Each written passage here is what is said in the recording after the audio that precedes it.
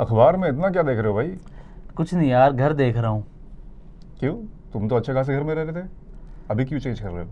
Shift नहीं कर रहा यार, खरीदने के हिसाब से देख रहा हूँ। घर खरीदना है मुझे अब। क्यों ईएमआई के चक्कर में पड़े हो यार? अपने लिए तो किराए के घर सबसे बेस्ट है। सामान उठाया, झोला उठाया और कहीं भी किसी भी फ्लैट में स्विच कर लिया। लेकिन यार सर पे अपनी छत की ना बात ही अलग है भाई। चलो तुम्हारी मर्जी। बजट कितना है वैसे? बजट यही 50 लाख रुपए। 50 लाख रुपए? हाँ।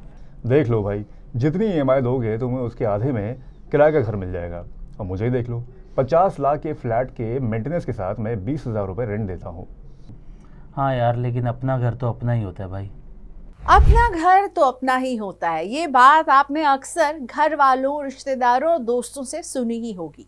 अपना घर होना कोई बुराई नहीं है, लेकिन ये बात तब सटीक बैठती है जब धीरे धीरे पैसा जोड़कर घर खरीदा जाए।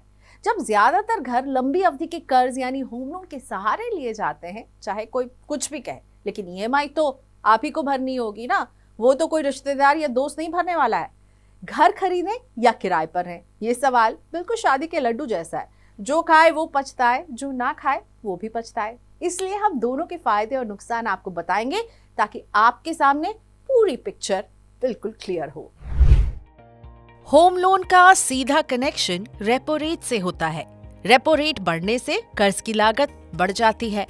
मई 2022 से रिजर्व बैंक रेपो रेट में 2.5% की वृद्धि कर चुका है, जिसके चलते होम लोन की ब्याज दरें जो करीब 6.5% थी, अब 9% से ऊपर है।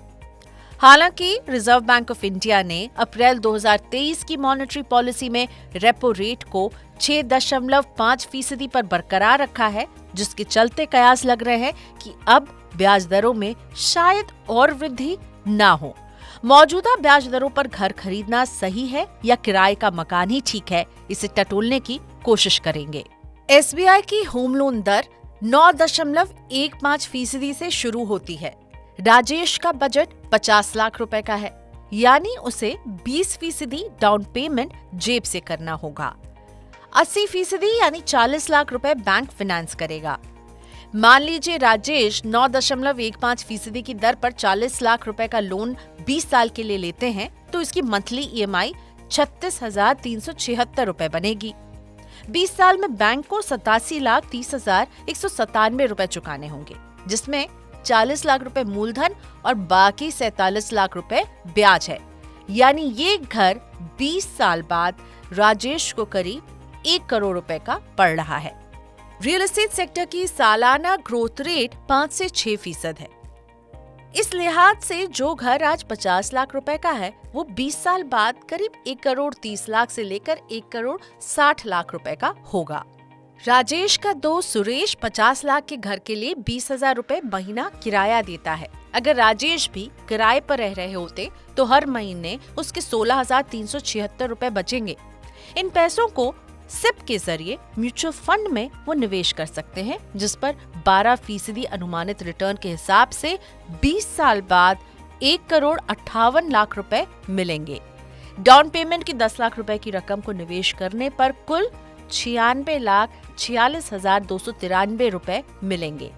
यानी 20 साल बाद राजेश के पास 2.5 करोड़ रुपए से ज्यादा पैसे होंगे। जाहिर तौर पर इससे वो एक बड़ा और अच्छा घर खरीद सकता है। म्यूचुअल फंड में बाजार आधारित रिटर्न मिलता है, इसलिए ये घट बढ़ भी सकता है। जब भी आप घर खरीदते हैं तो आपकी जो फाइनेंशियल कमिटमेंट्स हैं वो कम से कम 20 साल के लिए हैं। तो आज के इंटरेस्ट रेट के बेसिस पे ये डिसाइड करना, मैं बोलूँगा कि बहुत वाइजेबल डिसीजन नहीं होगा। आपको ये देखना है कि जो आप घर खरीद रहे हैं, क्या आपके फाइनेंसेस कितने सपोर्ट कर रहे हैं। तो इसके कुछ पैरामीटर्स हैं, मैं आपको समझाने की कोशिश करता हूँ। नंबर 1 कि आपकी जो ईएमआई टू इनकम रेशियो है, मतलब अगर आप 100 रुपये कमाते हैं और जो आपकी घर की ईएमआई आएगी, ये 30% से ज़्यादा नहीं होनी चाहिए। तो अगर आप 100 रुपये कमा रहे हैं तो 30 रुपये से ऊपर की ईएमआई आपको नहीं लेनी है। दूसरा, आप टैक्स बेनिफिट क्लेम कर पा रहे हैं या नहीं कर पा रहे हैं, ये इस बात पे डिपेंड करेगा कि आपने कोई और एग्जिस्टिंग रियल एस्टेट इन्वेस्टमेंट तो नहीं ले रखी। तो अगर ऐसा है तो मेरे हिसाब से अवॉइड करना चाहिए। रियल एस्टेट एक ही इन्वेस्टमेंट होनी चाहिए जो आप रहने के लिए यूज़ करें। तीसरा जो है कि ऐसी कोई बड़ी फाइनेंशियल लायबिलिटी तो नहीं आने वाली अगले 2-3-4 सालों में जहाँ पर आपके कैश फ्लोज को ज़्यादा स्ट्रेस हो और ये ईएमआई देने में आपको तकलीफ हो। इंडिया में सबसे बड़ा चैलेंज ये है कि इंडिया में अगर आप एक प्रॉपर्टी लेते हैं उसकी रेंटल जो यील्ड है वो 3% है, कंपेयर टू जो बाकी देश हैं जैसे ऑस्ट्रेलिया, यूएस, कनाडा, वहाँ पर ये जो रेंटल यील्ड है वो 6-7% है। ब्याज इंडिया में 8-9% है होम लोन पे, वहाँ पर 3-4% है। तो जाहिर सी बात है कि सिचुएशन इंडिया में थोड़ी रिवर्स है। तो प्रॉपर्टी बाइंग इतनी ग्रेट चॉइस ऑफ इन्वेस्टमेंट नहीं है, बारिंग कि मैं उसे सिर्फ अपने कंजम्पशन पर्सपेक्टिव से लूँ। अब घर खरीदने और किराए पर रहने के नफा नुकसान के बारे में जान लेते हैं। रेंट पर रहना ईएमआई के मुकाबले सस्ता है। डाउन पेमेंट का कोई झंझट नहीं है। नौकरी बदलने या लोकेशन पसंद नहीं आने पर आसानी से घर बदल सकते हैं।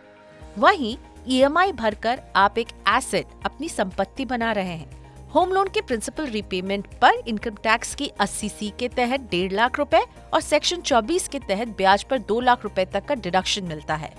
शिफ्टिंग और मकान मालिक का झंझट नहीं है। दूसरी ओर किराए में जो पैसा भर रहे हैं उसे भूल ही जाइए, क्योंकि ये पैसा ना तो लौट कर आएगा, ना ही इस पर कोई रिटर्न मिलेगा। हर साल किराया 8 से 10% बढ़ता भी है। बिना मकान मालिक की मर्जी के अब घर में कोई काम नहीं करा सकते हैं। हालांकि घर खरीदने के लिए डाउन पेमेंट, स्टैंप ड्यूटी और रजिस्ट्रेशन चार्ज जैसे खर्च और ईएमआई का बोझ उठाना पड़ता है, और पैसों की जरूरत पड़ने पर तुरंत आप घर को बेच भी नहीं पाएंगे। जो आप रेंट पे करते हैं उसमें भी आप टैक्स बेनिफिट क्लेम कर सकते हैं एचआरए के अंडर। तो जो भी आप टैक्स पे कर रहे हैं, जो भी आप रेंट पे कर रहे हैं एचआरए के अंदर, उसका डिडक्शन मिलके आपको फर्दर टैक्स बेनिफिट मिलेगा। तो क्या मुझे घर खरीदना चाहिए या घर नहीं खरीदना चाहिए, ये इस बात पे डिपेंड करता है कि आप घर का पर्पस क्या। अगर आप घर रहने के लिए ले रहे हैं और बहुत इमोशनल अटैचमेंट है तो जाहिर सी बात है ये कोई इन्वेस्टमेंट नहीं है, आप खरीद सकते हैं। लेकिन अगर आप इन्वेस्टमेंट पॉइंट ऑफ व्यू से बात करेंगे तो शायद घर खरीदना उतना आपको फाइनेंशियली वायबल डिसीजन ना लगे, गिवन द फैक्ट दैट यहाँ पर आपको एक बड़ी ईएमआई अगले 20 साल तक कंटिन्यू करनी पड़ेगी। अगर आप पहला घर खरीद रहे हैं तो कुछ बातों का ख्याल रखें।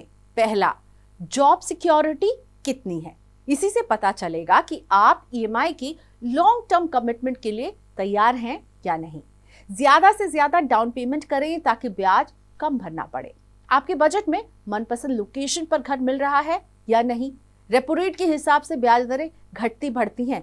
ऐसे में आज अगर ब्याज दर ज्यादा हो तो कल कम भी हो सकती हैं। तो इन बातों का ख्याल रखिए और अपना घर लें या किराए पर रहे, फैसला आपका है।